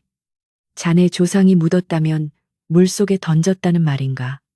할머니의 예리한 지적에 마을 어르신들은 옳거니 맞아. 옛날엔 거기가 냇가였지 하며 무릎을 쳤고 박 부자의 얼굴은 당혹감으로 일그러졌습니다. 곰할머니는 시선을 돌려 달수에게 부드러운 눈길을 보내며 말했습니다. 달수야, 너는 할 말이 없느냐? 이 항아리가 네 것이라는 증거를 댈 수 있겠느냐? 모든 시선이 달수에게 쏠리자 달수는 천천히 자리에서 일어나 멍석 앞으로 걸어 나왔습니다. 그는 화려한 언변이나 문서를 내세우지 않고 그저 자신의 양손을 앞으로 내밀어 횃불 아래 비추었습니다. 그의 손은 흙물이 들어 검게 변해 있었고 손가락 마디마디는 옹이처럼 굵어져 있었으며 손바닥은 굳은 살이 박혀 마치 거북이 등껍질처럼 딱딱하고 거칠었습니다. 사람들은 숨을 죽이고 그 처참하면서도 아름다운 손을 바라보았습니다. 달수는 갈라진 목소리로 입을 열었습니다. 저는 글을 몰라 문서를 읽을 줄도 모릅니다. 그리고 이 항아리가 누구의 것인지 증명할 도장 같은 것도 없습니다. 그의 솔직한 고백에 사람들은 웅성거렸지만 달수는 말을 이었습니다. 하지만 저는 저 땅의 흙 한 줌, 돌멩이 하나의 생김새까지 모두 알고 있습니다. 지난 겨울 땅이 얼어붙었을 때 제 손톱이 빠지도록 돌을 파냈고 봄 가뭄에 땅이 갈라질 때 제 피땀으로 흙을 적셨습니다. 달수의 목소리는 점점 떨려왔지만 그 울림은 사람들의 가슴 깊은 곳을 파고들었습니다. 어르신들, 저 항아리가 나온 자리는 제가 가장 아끼던 바위 밑이었습니다. 비가 오면 그 바위가 빗물을 막아주어 어린 싹들이 떠내려가지 않게 지켜주었지요. 저는 보물보다 그 바위가 그리고 그 바위 밑에서 자라나던 옥수수 뿌리가 더 소중했습니다. 달수는 눈물을 글썽이며 박 부자를 바라보았습니다. 그런데 부자 어르신은 보물을 찾겠다고 그 바위를 드러내고 멀쩡한 곡식들을 짓밟아 죽이셨습니다. 땅의 주인이라면서 땅이 아파하는 비명소리는 듣지 못하셨습니까? 달수의 절규에 가까운 외침은 회관 마당을 숙연하게 만들었고 여기저기서 훌쩍이는 소리가 들려왔습니다. 박 부자는 사람들의 분위기가 심상치 않게 변하자 위기감을 느끼고 소리쳤습니다. 감성팔이 하지 마라. 농사 좀 지었다고 땅 주인 행세를 하려 드느냐? 법은 엄연히 문서에 있는 것이다. 그는 다시 문서를 흔들어댔지만 이번에는 아무도 그의 말에 호응하지 않았습니다. 오히려 마을 청년 하나가 나서서 문서 쪼가리가 밥 먹여줍니까? 땅을 가꾸고 살린 사람이 진짜 주인이지요. 라고 소리쳤고 그 말은 기폭제가 되어 사람들의 억눌렸던 마음을 터뜨렸습니다. 맞아. 달수가 아니었으면 저 땅은 평생 버려진 돌밭이었을 거야. 박 부자는 욕심이 너무 과해 하는 비난의 목소리가 본물 터지듯 쏟아져 나왔습니다. 당황한 박 부자는 얼굴이 붉게 상기되어 뒷걸음질 쳤지만 곰 할머니는 그를 어미 꾸짖었습니다. 박 부자, 듣거라. 하늘이 보물을 내릴 때는 그만한 이유가 있는 법이다. 네가 저 땅을 거들떠보기라도 했느냐? 네가 저 땅에 물 한 바가지라도 부어주었느냐? 할머니의 호통은 천둥소리처럼 마당을 울렸습니다. 이 항아리는 달수가 땀으로 땅의 목구멍을 열어주었기에 땅이 토해낸 선물이다. 네 조상이 묻은 것이 아니라 옛날 난리통에 이름 모를 누군가가 묻어두고 간 것이 이제야 임자를 만난 게야. 할머니의 판결은 명쾌하고 단호하여 반박할 여지가 없었습니다. 박 부자는 억울함에 몸을 부들부들 떨며 마지막 발악을 했습니다. 이건 억지요. 내 땅에서 난 건 다 내 것이란 말이요. 내가 관아에 가서 사또께 고하겠소. 그는 씩씩거리지며 밖으로 나가려 했지만 마을 장정들이 인간 띠를 만들어 그의 앞을 막아섰습니다. 평소라면 감히 박 부자의 앞길을 막지 못했을 사람들이었지만 달수의 진심과 할머니의 정의로운 판결에 용기를 얻은 것이었습니다. 박 부자는 이놈들이 반란이라도 일으키겠다는 거냐 하며 기겁했지만 장정들의 눈빛은 흔들림 없이 단단했습니다. 그때 달수가 조용히 항아리 앞으로 다가갔습니다. 그는 항아리 속에 가득 찬 금은 보화를 바라보더니 금덩이 하나를 꺼내 박 부자에게 내밀었습니다. 어르신, 땅값입니다. 이 정도면 저 돌밭값으로 차고도 넘칠 것입니다. 이 금덩이를 받으시고 저 땅 문서를 제게 주십시오. 달수의 제안은 뜻밖이었고 사람들은 물론 박 부자까지도 놀라 눈이 휘둥그레졌습니다. 박 부자는 달수가 내민 금덩이를 보며 침을 꿀꺽 삼켰는데 그것은 밭 전체 가격보다도 훨씬 비싼 값어치였기 때문입니다. 달수는 이어서 말했습니다. 저는 남의 것을 공짜로 가질 생각은 없습니다. 하지만 제가 일군 땅과 제가 찾은 보물을 뺏길 생각도 없습니다. 이것으로 거래를 하시지요. 싫으시면 저도 관아에 가서 어르신이 소작인의 농사를 망친 죄를 낱낱이 고하겠습니다. 달수의 태도는 당당했고 더 이상 물러설 곳이 없는 박 부자에게는 선택의 여지가 없었습니다. 관아에 가봤자 인심을 잃은 마당에 좋을 것이 없었고 눈앞의 금덩이도 놓칠 수 없었기 때문입니다. 박 부자는 떨리는 손으로 금덩이를 받아 챙기고는 씩씩거리며 땅 문서를 바닥에 내팽개쳤습니다. 에이, 더러워서 피한다. 다 너 가져라. 박 부자가 문서를 던지고 도망치듯 회관을 빠져나가자 마당에는 잠시 정적이 흘렀습니다. 달수는 바닥에 떨어진 문서를 주워 흙을 털어내고 소중하게 품에 안았습니다. 그 순간 와 하는 함성이 터져 나왔습니다.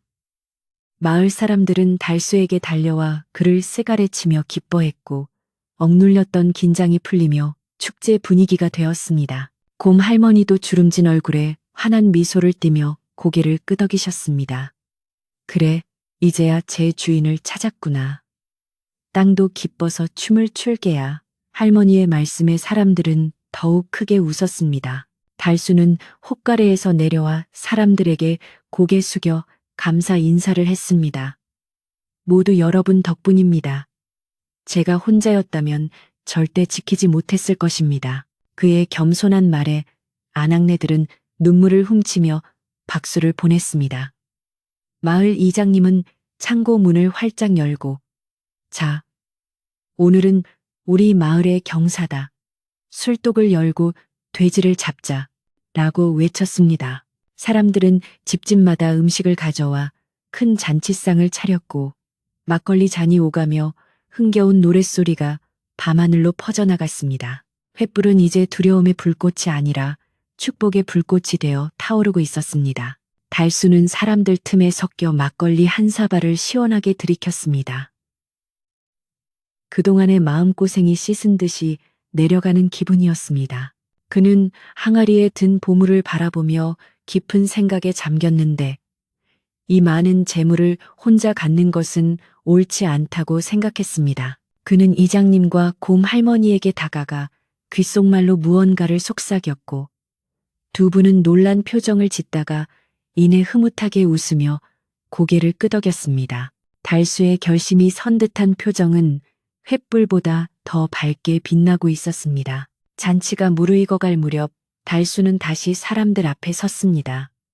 여러분, 제게는 이 땅과 튼튼한 두 손만 있으면 충분합니다. 이 항아리의 보물은 하늘이 우리 마을에 주신 선물이라 생각합니다. 사람들은 술잔을 멈추고 달수의 말에 귀를 기울였습니다. 이 재물로 마을의 무너진 다리를 고치고 홀로 계신 어르신들의 집을 수리하고 싶습니다. 그리고 남은 것은 마을의 공동기금으로 써주십시오. 달수의 파격적인 제안에 사람들은 잠시 말을 잇지 못하다가 이내 우레와 같은 박수와 환호를 보냈습니다. 어떤 이들은 달수야, 너는 정말 보살이 환생한 개야 라며 감격했고 아이들은 달수의 주위를 빙빙 돌며 노래를 불렀습니다.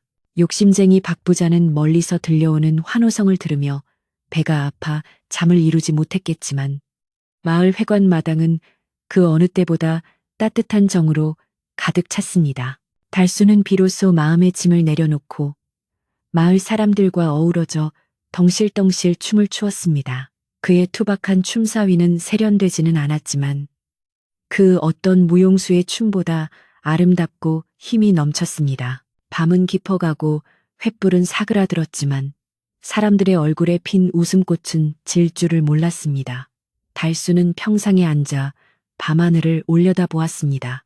유난히 많은 별들이 쏟아질 듯 반짝이고 있었고 마치 돌아가신 부모님이 그를 내려다보며 기특하다고 쓰다듬어 주시는 것 같았습니다. 달수는 품속의 땅 문서를 다시 한번 만져보며 내일 아침 해가 뜨면 제일 먼저 밭으로 달려가 망가진 곡식들을 일으켜 세워야겠다고 다짐했습니다. 그에게 진정한 보물은 차가운 금덩이가 아니라 생명을 품고 있는 따뜻한 흙과 그 위에서 함께 살아가는 이웃들이었기 때문입니다. 이제 마을은 다시 평온을 되찾았고 달수의 돌밭은 명실상부한 마을의 자랑거리가 되었습니다. 사람들은 늦은 밤까지 술잔을 기울이며 달수의 무용담을 이야기하고 내일에 대한 희망을 나누었습니다. 달수는 술 기운과 피로가 몰려왔지만 그 어느 때보다 행복한 기분으로 눈을 감고 미소를 지었습니다. 바람이 불어와 그의 땀식은 이마를 시원하게 식혀주었고 풀벌레 소리는 승리의 개선가처럼 힘차게 울려 퍼졌습니다. 소란스러웠던 재판이 끝나고 마을에 다시 평화로운 아침이 찾아왔습니다. 지난밤 횃불 아래서 뜨겁게 달아올랐던 열기는 서늘한 새벽 이슬에 차분히 식어내렸고 동쪽 산등성이 너머로 떠오르는 태양은 그 어느 때보다 붉고 장엄하게 마을을 비추었습니다. 달수는 일찌감치 잠자리를 털고 일어나 밖으로 나왔는데 코끝에 스치는 공기가 어제와는 확연히 다르다는 것을 느꼈습니다. 그 공기 속에는 불안이나 걱정 대신 흙내음 섞인 희망과 자유의 냄새가 짙게 배어 있었기 때문입니다. 그는 크게 기지개를 켜며 가슴 깊이 신선한 아침을 들이마셨고 품속에 고이 간직한 땅 문서를 한번 쓰다듬으며 밭으로 발걸음을 옮겼습니다. 달수의 밭은 지난 소동으로 인해 여기저기 파헤쳐지고 짓밟혀 상처투성이었지만 달수의 눈에는 더 이상 처참하게 보이지 않았습니다. 꺾인 옥수수대는 다시 세우면 되고 파헤쳐진 흙은 다시 덮으면 그만이라는 자신감이 있었기 때문입니다. 그는 콧노래를 흥얼거려가며 밭둑에 앉아 무너진 곳을 보수하고 쓰러진 고추 모종을 하나하나 정성스럽게 일으켜 세웠습니다. 그의 손길이 닿을 때마다 풀이 죽어있던 작물들이 다시 생기를 되찾는 듯했고 잎사귀에 맺힌 이슬방울은 마치 기쁨의 눈물처럼 영롱하게 반짝였습니다. 땅도 주인이 바뀌었다는 것을 아는 듯 흑살이 더욱 부드럽게 달수의 호미질을 받아들였습니다. 그때 마을 어귀에서 왁자지껄한 소리와 함께 사람들이 하나둘씩 연장을 들고 달수의 밭으로 몰려오기 시작했습니다. 그들은 지난밤 달수의 편을 들어주었던 마을 청년들과 이웃집 아저씨들이었는데 누가 시키지도 않았는데 스스로 밭일을 도우러 온 것이었습니다. 이복의 달수 혼자서 언제 이 난장판을 다 치우나 우리가 거들어줌세. 굵직한 목소리와 함께 사람들이 밭으로 들어와 흙을 메우고 돌을 나르기 시작했습니다.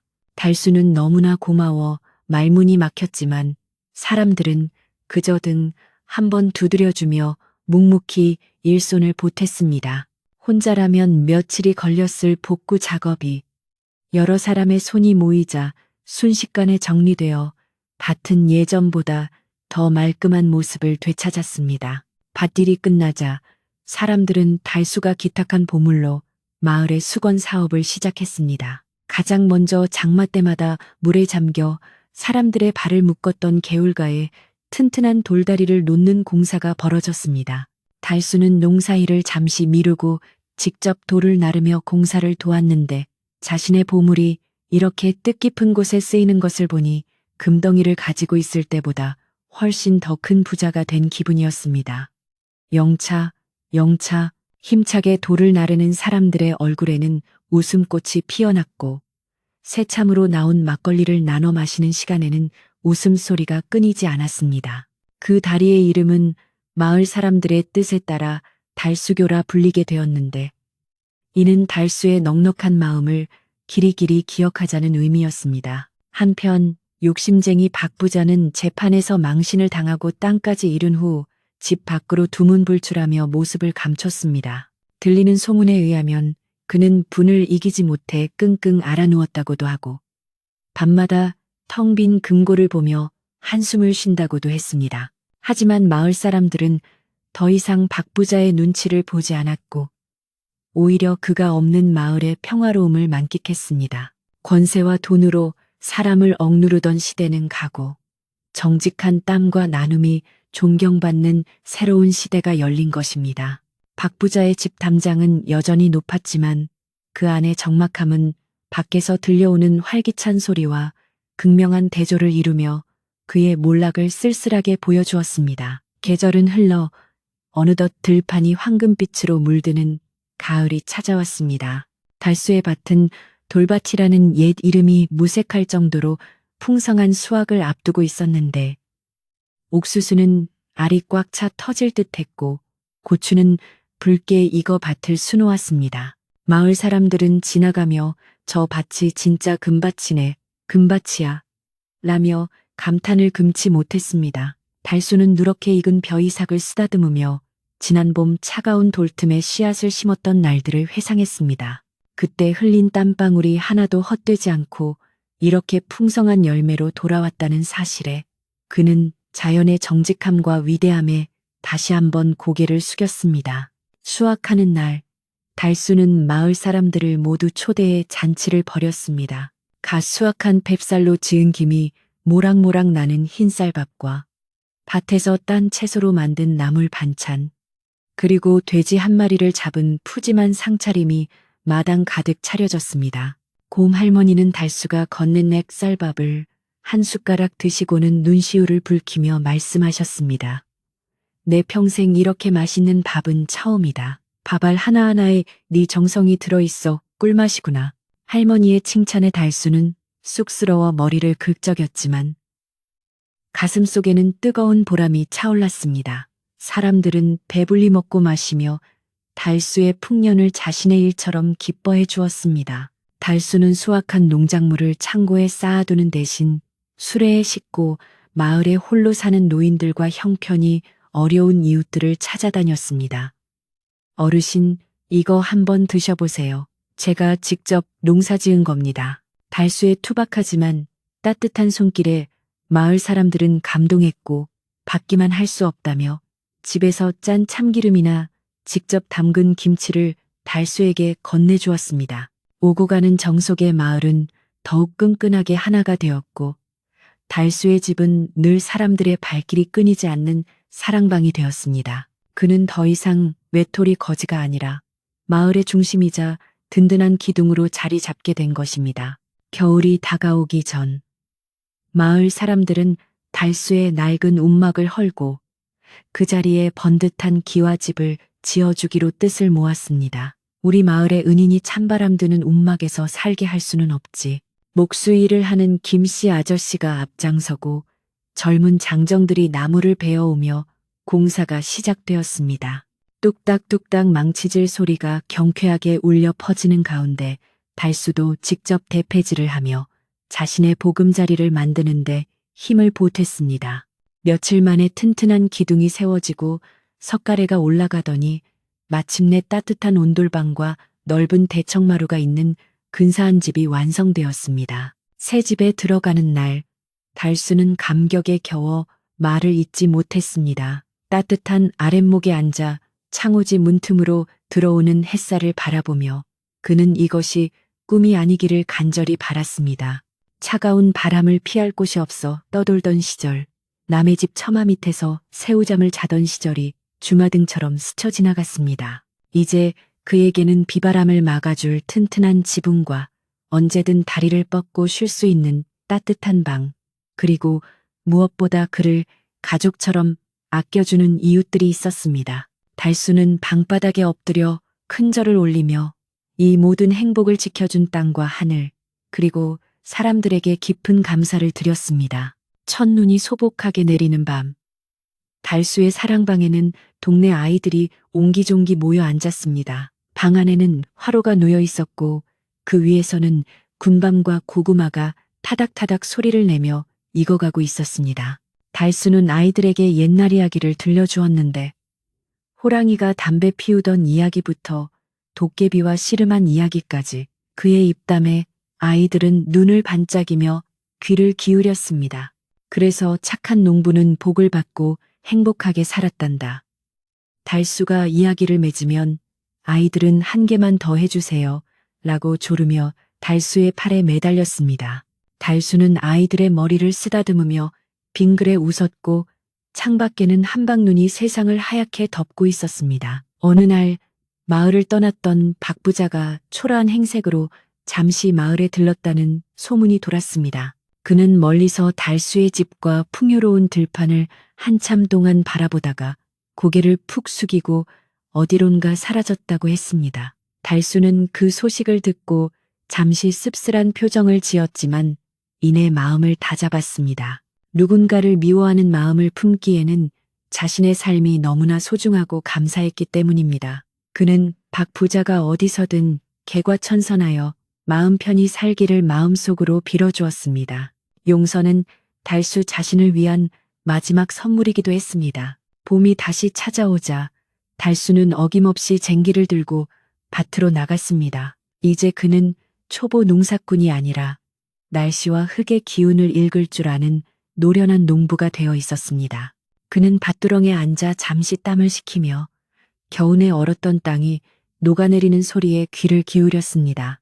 졸졸 흐르는 시냇물 소리, 쌕쌕거리는 종달새 소리, 그리고 흙이 숨쉬는 소리가 어우러져 마치 아름다운 교향곡처럼 들려왔습니다. 달수는 흙 한 줌을 쥐어 코에 대고 그 향긋한 봄내음을 맡으며 올해도 풍년이 들 것임을 직감했습니다. 마을에는 달수와 연분이 닿은 참한 처자가 시집을 오게 되었는데 그녀는 마음씨가 곱고 부지런하여 달수와 천생연분이라는 소리를 들었습니다. 두 사람은 함께 밭을 갈고 씨를 뿌리며 알콩달콩 가정을 꾸려나갔습니다. 저녁이면 아내가 지어준 따뜻한 밥상에 마주 앉아 하루의 일과를 도란도란 이야기 나누는 시간은 달수에게 더할 나위 없는 행복이었습니다.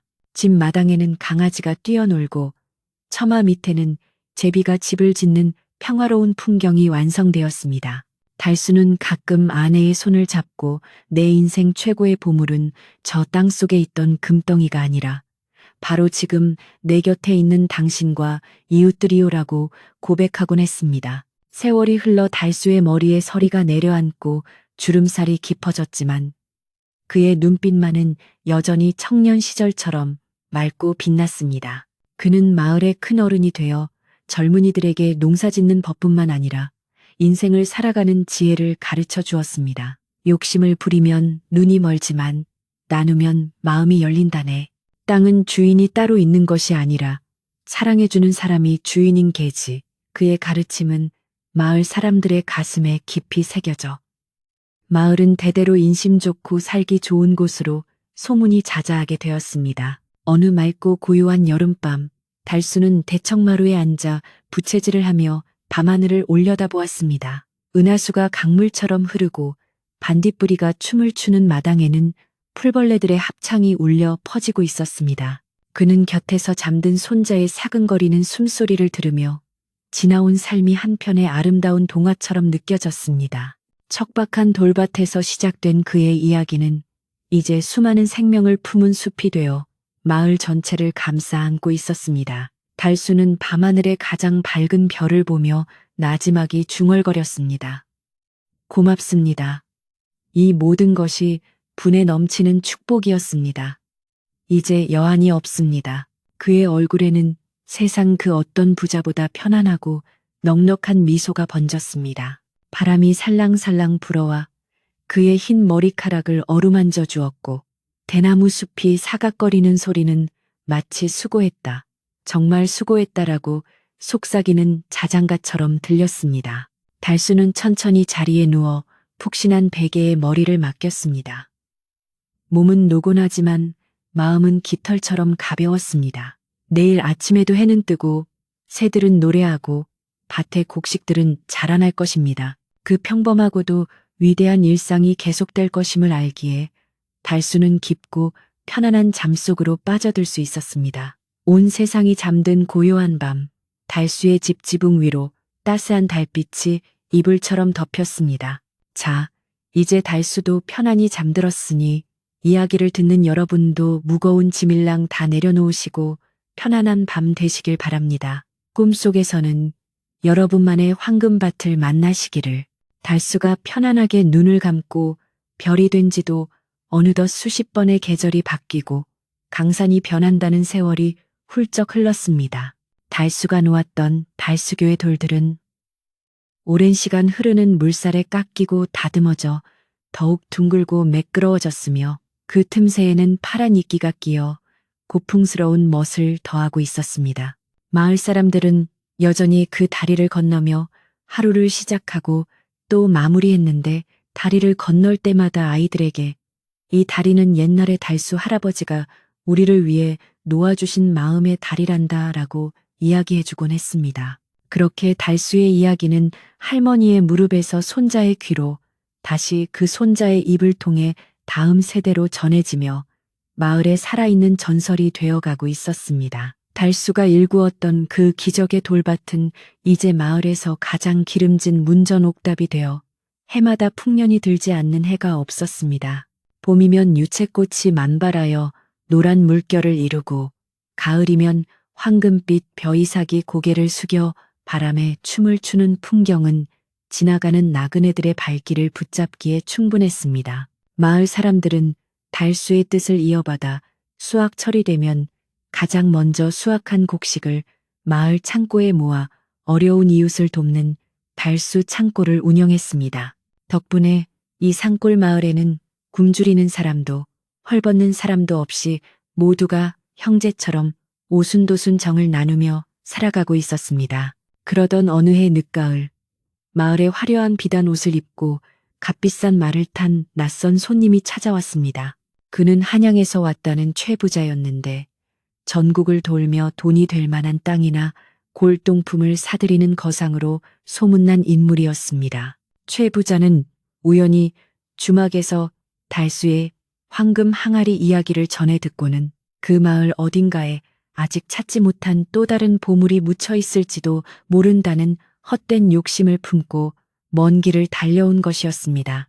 그의 눈은 마을의 아름다운 풍경보다는 땅속에 숨겨져 있을지 모르는 금덩이의 혈안이 되어 번들거리고 있었습니다. 최 부자는 마을 어귀에 들어서자마자 거들먹거리는 태도로 사람들에게 여기가 그 황금이 쏟아졌다는 돌반 마을이요? 라고 물어댔습니다. 마을 사람들은 그의 무례한 태도가 못마땅했지만 손님을 박대하지 않는 마을의 풍습에 따라 정중하게 맞이했습니다. 최 부자는 달수의 밭, 지금은 달수의 증손자인 복만이가 농사를 짓고 있는 그 땅으로 안내를 받았습니다. 복만이는 증조 할아버지를 닮아 우직하고 성실한 청년으로 마침 밭에서 가을 거지를 마무리하고 있었습니다. 최 부자는 밭을 이리저리 둘러보더니 혀를 차며 겉보기에는 평범한 밭인데 기운이 예사롭지 않구먼 하고 혼잣말을 중얼거렸습니다. 최 부자는 복만이에게 다가가 거만하게 말을 걸었습니다. 이복의 젊은이, 내가 듣자 하니 이 밭에서 옛날에 엄청난 보물이 나왔다던데 그게 사실인가? 복만이는 땀을 닦으며 순박하게 웃었습니다. 네, 증조부님께서 돌밭을 일구시다 항아리를 발견하셨다는 이야기는 들었습니다만 그 보물은 마을을 위해 다 쓰였고 지금은 남은 게 없습니다. 최 부자는 그 말을 믿지 않는다는 듯 코웃음을 쳤습니다. 에이, 설마 그 많은 보물을 다 썼겠나? 분명 어딘가에 남겨두었거나 아직 캐내지 못한 보물이 더 있을 게야. 내가 이 땅을 시세의 2배, 아니 3배를 쳐줄 테니 내게 파는 게 어떻겠나? 복만이는 깜짝 놀라 손사래를 쳤습니다. 아이고, 당치도 않습니다. 이 땅은 조상님들의 피땀이 서린 땅이자 저희 가족의 생명줄입니다. 억만금을 주신다 해도 팔 수 없습니다. 복만이의 단호한 거절에 최 부자는 기분이 상했지만 내심 촌놈이 돈맛을 몰라서 저러는구나 라고 생각하며 더욱 집요하게 굴었습니다. 그는 하인들을 시켜 말 등에 싣고 온 엽전 꾸러미를 바닥에 쏟아부으며 복만이를 회유하려 했습니다. 자, 이걸 보게. 평생 농사를 지어도 만져보지 못할 큰 돈이야. 이 돈이면 한양에 가서 기와집을 짓고 떵떵거리며 살 수 있네. 흙 파먹고 사는 것보다 훨씬 낫지 않은가? 하지만 복만이는 눈 하나 깜짝하지 않고 엽전 무더기를 바라보다가 다시 낫을 들고 일어서며 말했습니다. 어르신, 저 돈은 쓰면 없어지는 것이지만 이 땅은 우리가 정성을 쏟으면 매년 곡식을 내어줍니다. 저에게는 이 흙냄새가 돈 냄새보다 훨씬 좋습니다. 돌아가 주십시오. 최 부자는 복만이의 예상치 못한 반응에 당황스러움을 감추지 못했습니다. 지금까지 돈 앞에서 흔들리지 않는 사람을 본 적이 없었기 때문입니다. 그는 씩씩거리며 두고 보자. 네가 언제까지 버티나 보자. 라는 말을 남기고 마을 주막으로 물러갔지만 포기할 생각은 전혀 없었습니다. 그날 밤 최 부자는 주막방에 누워 잠을 이루지 못하고 뒤척였습니다. 창밖에는 둥근 보름달이 환하게 떠 있었는데 그 달빛이 마치 자신을 비웃는 것 같아 더욱 심사가 뒤틀렸습니다. 그는 분명 저 땅 밑에 뭔가 있어. 그 촌놈이 그걸 알고 숨기려고 안 파는 게 분명해라는 엉뚱한 망상에 사로잡혔습니다. 결국 최 부자는 모두가 잠든 깊은 밤 몰래 삽과 곡괭이를 챙겨들고 복만이의 밭으로 향했습니다. 옛날 박 부자가 그랬던 것처럼 탐욕은 사람의 눈을 멀게 하고 이성을 마비시키는 법이었습니다. 밤 공기는 차가웠고 서리가 내린 밭은 하얗게 빛나고 있었습니다. 최 부자는 밭 한가운데 옛날 큰 바위가 있었다는 자리즈음에서 땅을 파기 시작했습니다. 이쯤일 거야. 기운이 뭉친 곳이 여기라고 했어. 그는 헐떡거리며 흙을 퍼냈지만 나오는 것은 돌멩이와 흙뿐이었습니다. 한참을 파도 금은보화는커녕 깨진 기와 조각 하나 나오지 않자 최 부자는 조바심이 나서 미친 듯이 이곳저곳을 들쑤시고 다녔습니다. 잘 정리된 밭고랑이 망가지고 겨울을 나기 위해 심어둔 보리싹들이 짓밟혔지만 그의 눈에는 오직 허황된 보물만 보일 뿐이었습니다. 그때 갑자기 맑던 밤하늘에 먹구름이 몰려오더니 마른 벼락이 우르릉 쾅 하고 떨어졌습니다. 최 부자는 소스라치게 놀라 엉덩방아를 태섰는데 번개가 친 곳은 바로 그가 파헤치던 구덩이 바로 옆이었습니다. 놀란 가슴을 쓸어내리기도 전에 어디선가 굵직하고 엄엄한 목소리가 들려오는 듯 했습니다. 누구냐? 감히 신성한 땅을 함부로 훼손하는 자가. 그 소리는 마치 땅속에서 울리는 것 같기도 하고 바람에 실려오는 것 같기도 했습니다. 최 부자는 공포에 질려사 살려주시오, 귀신이다 라고 비명을 지르며 납작 엎드렸습니다. 사실 그 목소리는 밤에 밭을 둘러보러 나왔던 마을 이장님의 호통소리였습니다. 이장님과 마을 청년들은 늦은 밤 수상한 인기척을 느끼고 달려온 것이었습니다. 횃불을 든 마을 사람들이 하나둘씩 모여들자 밭 한가운데서 흙투성이가 되어 떨고 있는 최 부자의 꼴은 그야말로 우스꽝스럽기 짝이 없었습니다. 이장님은 혀를 차며 꾸짖었습니다. 서울 양반이라더니 체면도 없이 남의 밭에 들어와 도둑질이라니요? 이게 무슨 추태입니까? 마을 사람들의 따가운 시선에 최 부자는 얼굴이 홍당무처럼 빨개져서 쥐구멍이라도 찾고 싶은 심정이었습니다. 복만이가 사람들 틈에서 걸어 나와 망가진 밭을 보고는 한숨을 쉬었지만 화를 내기보다는 안타까운 표정으로 최 부자를 일으켜 세웠습니다. 어르신, 다치신 데는 없으십니까? 밤이슬이 찹니다. 일단 일어나시지요. 복만이의 따뜻한 손길에 최 부자는 몸둘 바를 몰랐습니다. 자신은 이 청년의 땅을 뺏으려 하고 농사를 망쳐놓았는데 청년은 오히려 자신의 안위를 걱정해주고 있었기 때문입니다. 그 순간 최 부자의 가슴 속에서 무언가 쿵 하고 내려앉는 느낌이 들었습니다. 그것은 평생 돈만 돋느라 잊고 살았던 염치와 양심이라는 것이었습니다. 복만이는 최 부자의 옷에 묻은 흙을 털어주며 차분하게 말했습니다. 어르신, 이 땅에 묻힌 보물은 금덩이가 아닙니다. 저희 증조부님께서 남기신 말씀이 있습니다. 땀 흘려 가꾼 흙이 금이고 그 흙에서 자란 생명이 옥이다라고요. 저희는 그 말씀을 믿고 매년 이 땅에서 보물을 캐내고 있습니다. 어르신이 찾으시는 그 차가운 금속은 여기에 없습니다. 복만이의 말은 밤 공기를 타고 최 부자의 귓가에 그리고 가슴 깊은 곳에 징소리처럼 울려 퍼졌습니다. 최 부자는 그제야 자신이 얼마나 어리석고 부끄러운 짓을 했는지 깨닫게 되었습니다. 최 부자는 고개를 푹 숙이고 떨리는 목소리로 사죄했습니다. 내가 눈이 멀었었네. 자네 말이 맞네. 진짜 보물을 눈앞에 두고도 헛것을 쫓았어. 정말 미안하네. 면목이 없네. 그의 사과는 진심이 담겨 있었고 마을 사람들의 굳어있던 표정도 조금씩 풀리기 시작했습니다. 이장님은 헛기침을 하며 분위기를 수습했습니다. 자, 사람이 살다 보면 실수도 하는 법이지요. 깨달았으면 된 겁니다. 밤이 깊었으니 일단 들어가서 몸을 녹입시다. 다음 날 아침, 최 부자는 복만이의 밭을 원상복구하기 위해 직접 삽을 들었습니다. 마을 사람들은 양반이 이런 일을 해봤겠어? 하며 말렸지만 최 부자는 아닙니다. 제가 저지른 일이니 제가 수습해야 마음이 편할 것 같습니다. 라며 고집을 피웠습니다.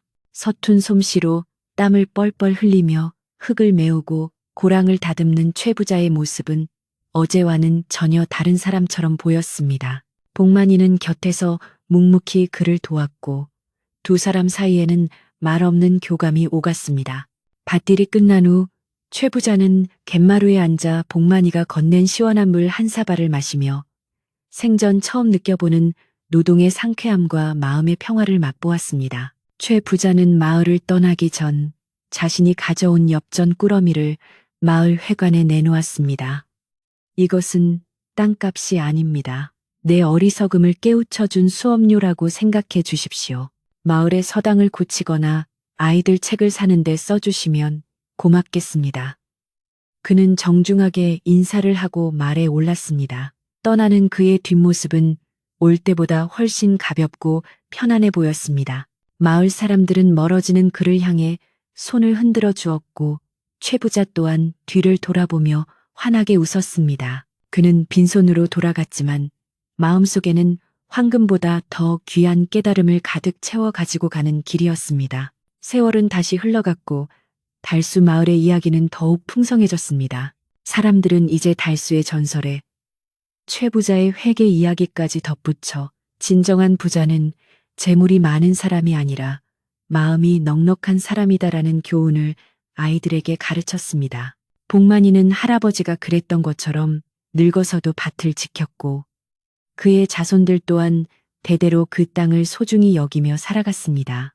마을은 여전히 평화로웠고 계절마다 피어나는 꽃과 익어가는 곡식들은 그 어떤 보석보다 아름답게 마을을 장식했습니다. 어느 눈 내리는 겨울밤, 마을의 사랑방에는 다시 아이들이 모여 앉았습니다. 이제는 백발노인이 된 복만이가 화로 곁에 앉아 달수 할아버지의 낡은 곰방대를 만지작거리며 아이들을 바라보았습니다. 창밖에는 한방눈이 소복소복 쌓여 온 세상을 하얗게 덮고 있었는데 그 풍경은 마치 옛날 달수가 돌밭을 개간하던 그의 겨울처럼 고요하고 신비로웠습니다. 복만이는 느릿하고 따뜻한 목소리로 입을 열었습니다. 얘들아, 저 밖을 보렴. 눈이 땅을 덮어주니 땅이 참 따뜻하겠지? 우리네 마음도 저 눈처럼 서로를 덮어주고 감싸주어야 한단다. 그게 바로 우리 조상님이 이 땅에 심어놓은 진짜 씨앗이란다.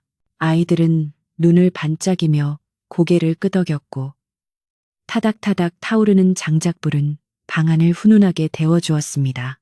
벽에 걸린 낡은 메주 덩어리에서도 구수한 숭늉 냄새에서도 깊고 오래된 이야기의 향기가 배어나왔습니다. 이야기는 이렇게 끝이 납니다. 거친 돌밭을 옥토로 바꾼 한 청년의 땀방울이 오랜 세월이 흘러 수많은 사람의 마음을 적시는 황금빛 강물이 되었습니다.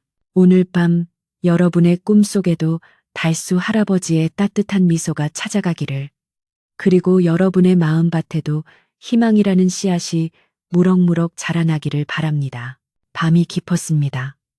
바람은 자고 새들도 둥지로 돌아간 이 시간, 세상의 모든 근심 걱정을 내려놓으시고 편안한 휴식을 취하시길 바랍니다. 저 하늘의 별들도 여러분의 단잠을 지켜주기 위해 등불을 낮추고 있습니다. 안녕히 주무세요. 좋은 꿈 꾸세요.